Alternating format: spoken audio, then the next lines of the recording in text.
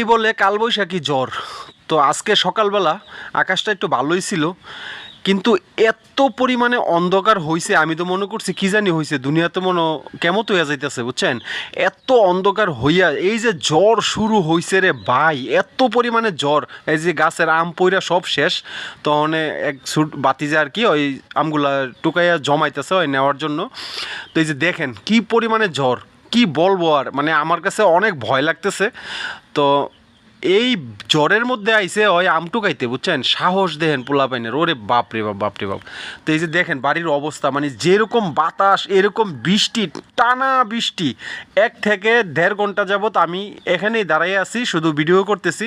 তো জানি না কতক্ষণ বৃষ্টি থাকে। কি একটা জ্বর হয়েছে বুঝছেন। তো জ্বরের পরে আইসি দহিন চোখ আর কি। দহিন চোখ কিন্তু এখনও ধান কাটা পড়ে নাই, ওই পুরাপুরি পড়ে নাই আর কি, কিছু কাটছে, যাদের আগে কিছু পাইকে গেছে ওনারা কাটছে।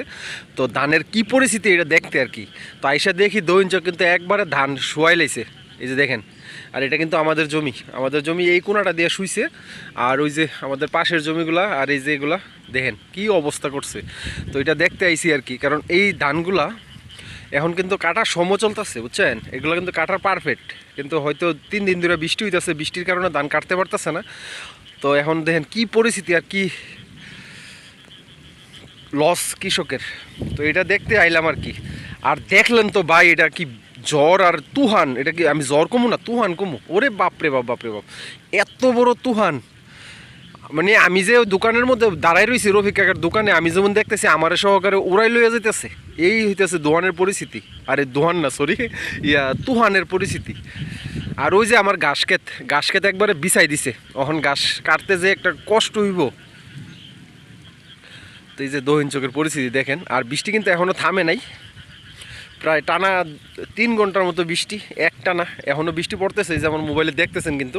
আর এই যে এদিকে জমিগুলোতে দেখেন পানি কিন্তু লাগাই লাইছে, এই যে দেখেন পানি দেওয়া জমিতে কি পরিমাণে বৃষ্টি হয়েছে আলা বুঝেন। এই যে এই গাথাগুলোতে কিন্তু পানি আসিল না, একবারে ক্ষেতের লেভেল হয়ে গেছে কিন্তু পানি।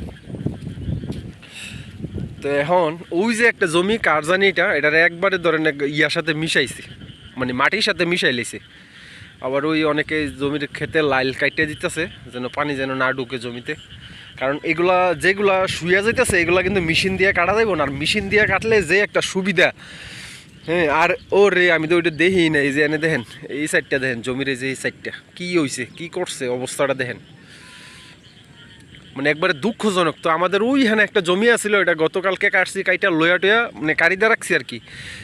সিদ্ধ করার চিন্তা ভাবনা নাই, হালকা রোদ উঠলে একটু শুকাইয়া বেচাল আর চিন্তা ভাবনা আর কি। এখন কি বলবো, এটাই তো আমাদের দহিন চোখের পরিস্থিতি। কিন্তু আকাশের অবস্থাটা ভালো না, তাহলে আমি আপনাদেরকে আমাদের পূবের চক একটু গিয়ে দেখাইতাম আর কি, যে পূবের চকের কি অবস্থা আজকের। কালকের তো ভিডিও দিছি আপনাদেরকে, কি পরিমাণ ক্ষতি হয়েছে কৃষকের, এটা দেখাইলাম আপনাদেরকে। তো আজকের বিষয়টাও, তো আমি এই যে বৃষ্টিতে ভিজাই ভিডিও করতেছি আর কি, যেহেতু দহিন চকটা আমার বাড়ির পাশে, তো তাই আসছি একটু দেখতে, তো ওইটাই দেখাইতে আইলাম। আর দহিন চক কিন্তু আপনার অল্প কয়টা জমি, এই যে 5-6টা জমি শুধু কাটা পড়ছে, আর সবগুলাই ধান কিন্তু জমিতে। আর ওই যে 1200-এর বিল, কুরবানপুরের বিল, ওই বিলটাতেও কিন্তু ধান আছে, ওইটারও একই পরিস্থিতি দেখা যাইতেছেন। ক্যামেরাতে কতটুকু দেখা যাইতেছে এটা আমি বুঝতেছি না বুঝছেন, মানে বিশাল লস হয়ে যেতেছে, বিশাল লস। এই কালবৈশাখী জ্বর একবারে কৃষকরে ফকির বানাই দেওয়া যাইতেছে বুঝছেন। এই 3টা মাস, বছরের এই 3টা মাস কিন্তু কৃষকের সম্বল, গ্রামের মানুষের সম্বল। গ্রামের প্রত্যেকটা মানুষই দিন আনে দিন খায়, কিন্তু একখানি ক্ষেত করে। ওনারা টার্গেট থাকে কি, যে ঘরের চাউলটা যদি ঘরের থাকে তাইলে সংসারে অভাব থাকে না। আমি এর আগের একটা ভিডিওতে বলছি, ওনাদের একটা এই হিসাব থাকে আর কি, যে নুন দিয়ে ভর্তা দিয়ে খাইয়া নিতে পারবো যদি ঘরের চাউলটা থাকে। আর যেই ফ্যামিলিতে আপনার চাউল কিনা থাকে গ্রামে, এই ফ্যামিলির মানে এটা টানাটানিটা থাকে বেশি আর কি। আর ধানটা করলে আপনার খেয়ার হয়, তুষ হয়, কুড়া হয়, খুদ হয়, তো এগুলো সব মিলাই ওনারা ঠিক থাকে আর কি। তো এই সাথে পরিস্থিতি। তো গাইস, আমাদের এলাকায় এই পরিমাণে বৃষ্টি হইতেছে। আর আমি কিন্তু একটা নিউজে দেখছিলাম আমাদের কুমিল্লাতে বৃষ্টির কোনো ছিল না, তালিকায় ছিল না, কিন্তু আজকে যেই পরিমাণে বৃষ্টি হয়েছে, আজকে 2 দিন যাবৎ প্রত্যেকটা মানুষ কিন্তু ধান নিয়ে বিপদে আছে। তো সবাই দোয়া করেন আমাদের গ্রামবাসীদের জন্য, কৃষকদের জন্য, বিশেষ করে কৃষকদের জন্য দোয়া করবেন। আর দূরে কাছে দেশ বিদেশ যে যেখান থেকে ভিডিওটি দেখতেছেন, ভিডিওটি একটু শেয়ার করে দিন। যে আমাদের দুর্দশাটা যেন সবাই দেখতে পায় আর কি।